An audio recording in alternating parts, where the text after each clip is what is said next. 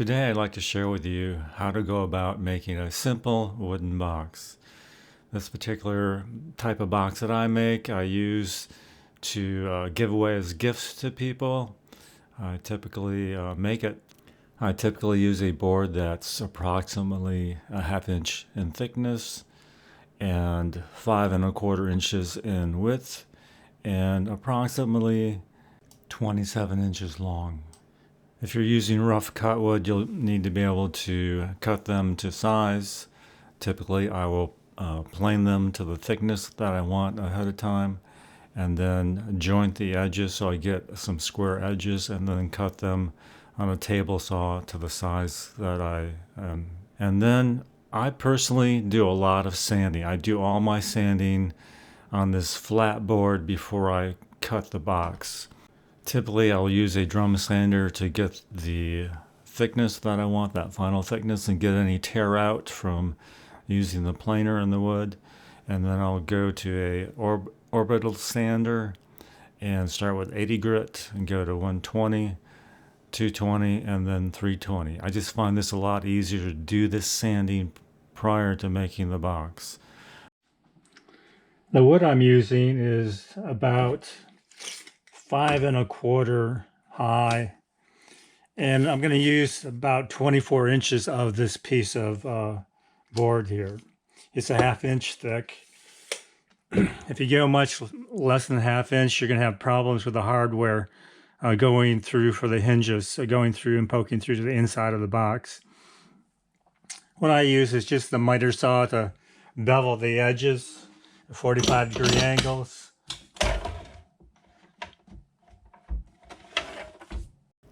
You could use a table saw to accomplish the same 45-degree bevel edge.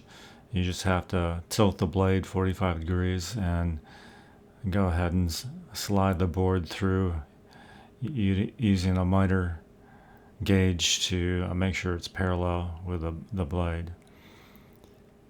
I typically just flip the board to get the cuts I want here versus changing the angle of the miter saw itself. This just makes it faster, more efficient to create a box this way. Make sure you always mark your joints. It's easy to get confused on the grain of the box when you're trying to put it together. So if you mark them, then that will make it a lot easier. Then after you turn the box to make one of the end sides of the box, cut as little off as you can. That way you're not going to disturb the grain as it goes around the corner of the box. This will make your box look much better if you can do this. Just sanding the edges so I get a nice flat fit.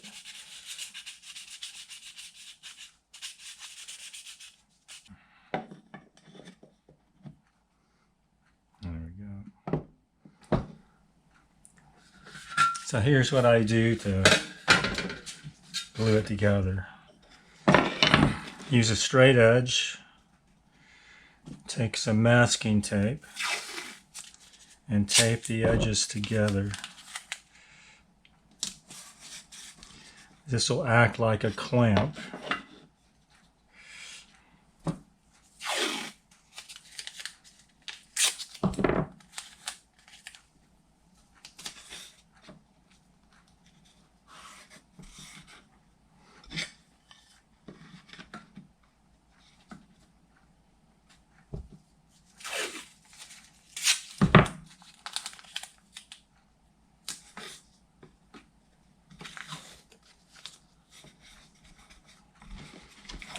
So you have a nice clamping system here.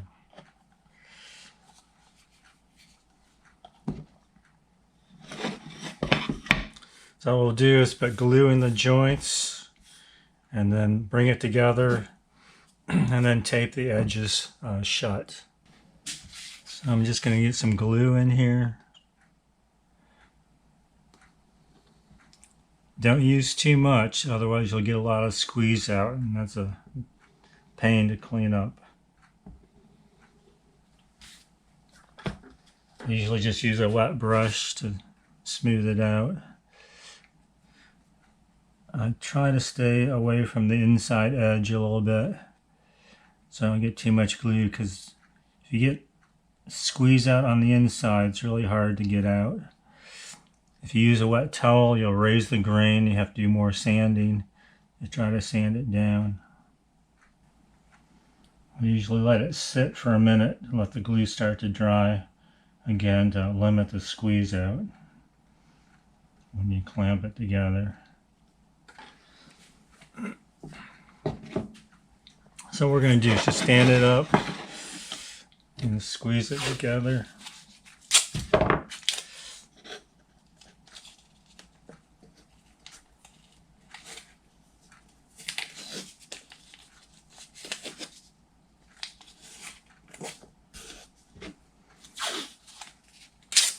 It's a really good way to clamp a small box together. It's just using masking tape like this. I also have this clamp here that I use to help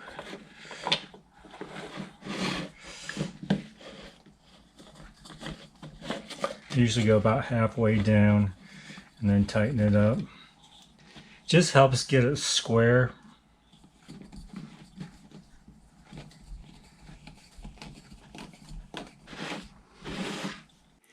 Now, one of the problems I often have is these joints may be a little high or low in certain places. So what I tend to do is to use a jointer and just barely take a really light pass. You have to use really sharp blades, and you still may get a little tear out on the edges, but I find it's not too bad.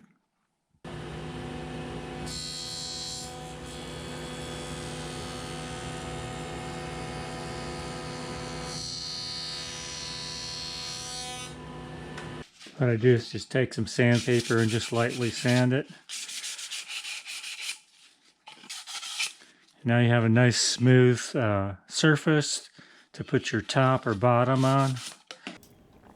Here I'm getting ready to separate the top from the bottom of the box by cutting it.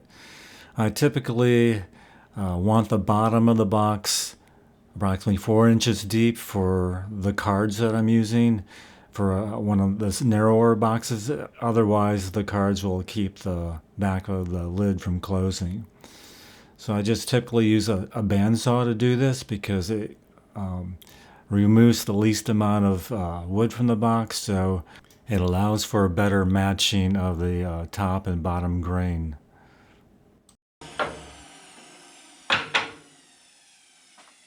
Then I go ahead and put this over the jointer just to smooth out all these edges. The next thing you have to decide is, what are you going to use for the top? I usually try to use a piece of wood with a lot of figure in it, like this walnut here.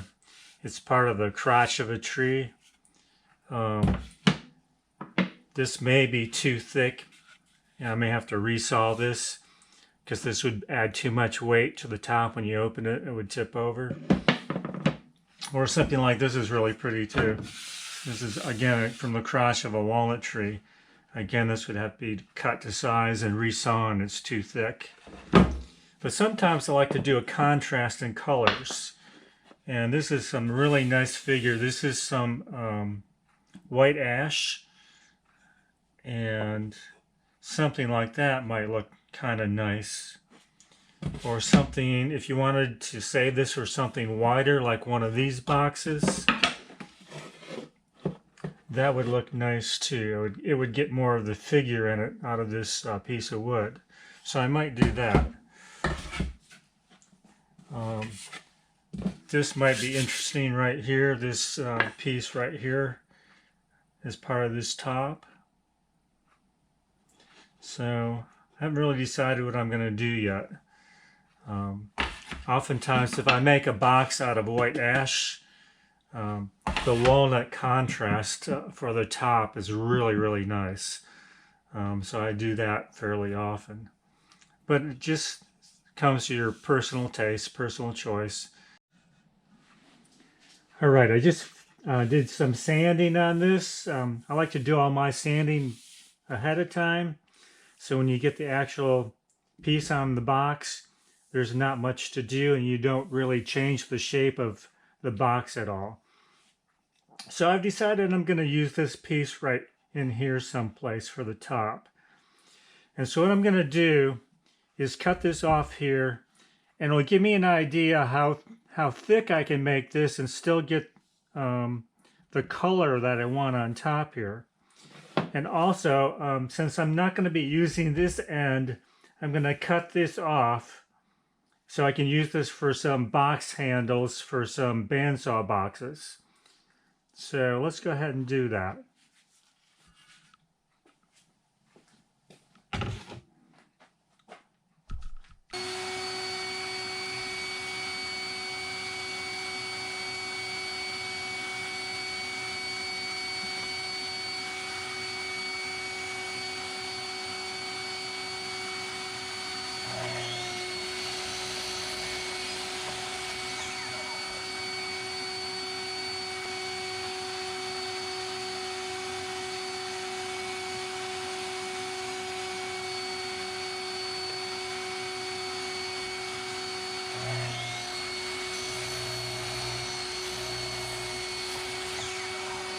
And this gives me plenty of room to play with where I want this.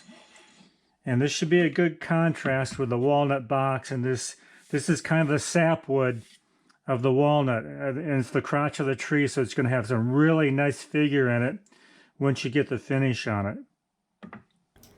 Because this piece of wood is too thick, I am cutting it to size through the table saw so I can resaw it on the bandsaw, which will get the right thickness.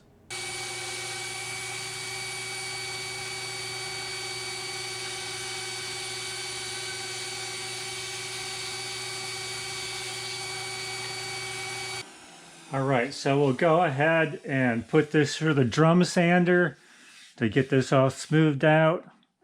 I did joint this edge before I put it through the bandsaw just so I can get it flat this way and get it flat and square so I can get fairly even piece of wood there. Here we're going to be gluing the top cover on the box here. And again, don't use too much glue. And if you have too much, just wipe it off. Because you don't want it to squeeze out. It's just a lot harder to deal with on the inside of the box. The outside's not so bad. I use my finger to spread it around with. And again, it doesn't let it hurt to dry a little bit before you put it together. Again, to control the amount of squeeze out that you may be getting. Just figure out where you want it positioned on the box. I already have this figured out where I want it. I'll just put it right there. These are some 6-inch clamps that I use. They work pretty well. And you don't tighten them too much at first. If you do that, you'll move the box top on the case of the box. And I've got a little movement here already, but it's okay.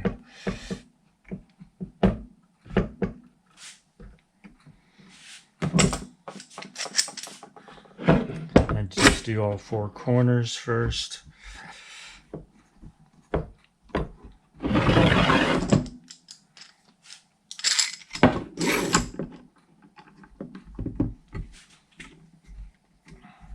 I'm already getting some squeeze out. And then I do the middle.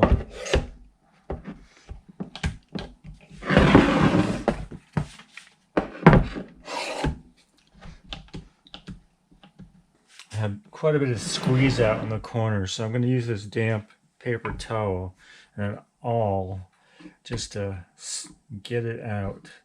Some people will wait until it's somewhat dry and scrape it out. You can do that. I seem to have more success doing it this way to actually get it out. If you don't get it out, it's going to affect the finish that you put on it. It'll discolor it.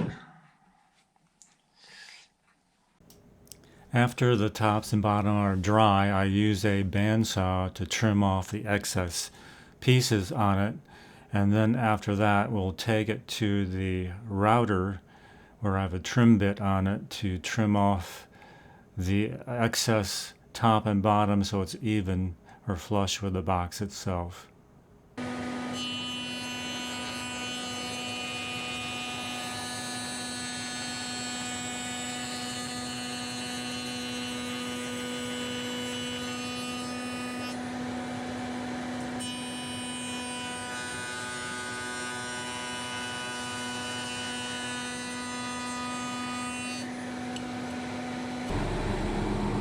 So we have the box, it's all trimmed out. Now we'll just have to work on sanding this smooth.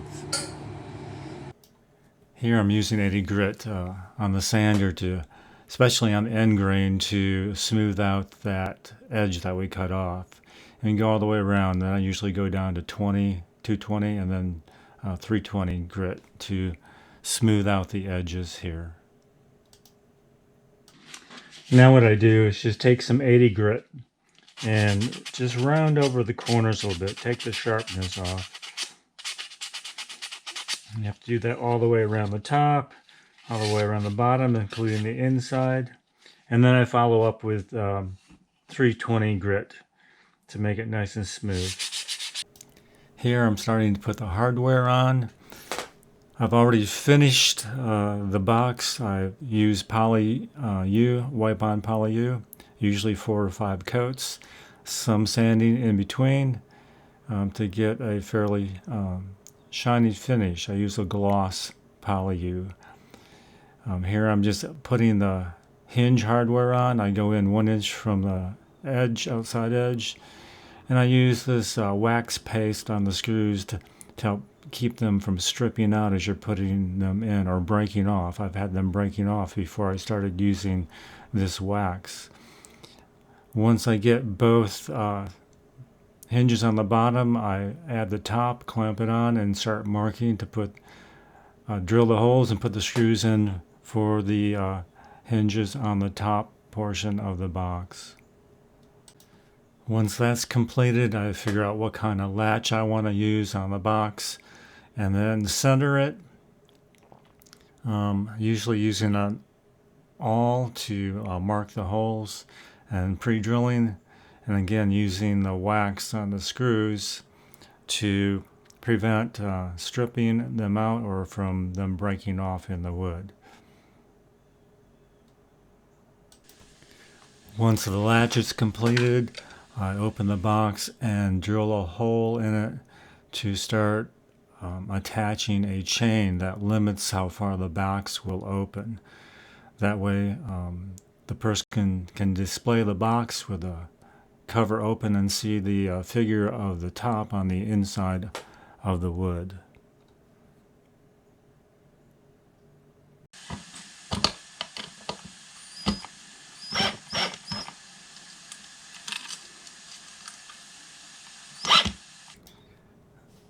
Then I measure the chain length for how far I want the box top open and mark that and take the chain apart at that length.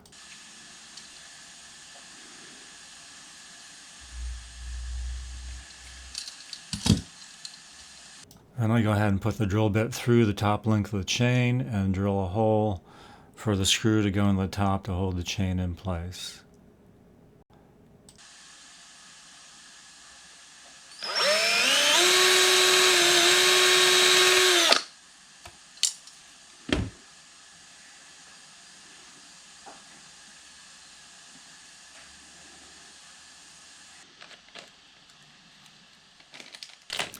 I then put some felt pads on the bottom to perfect whatever surface that they decide to put the box on.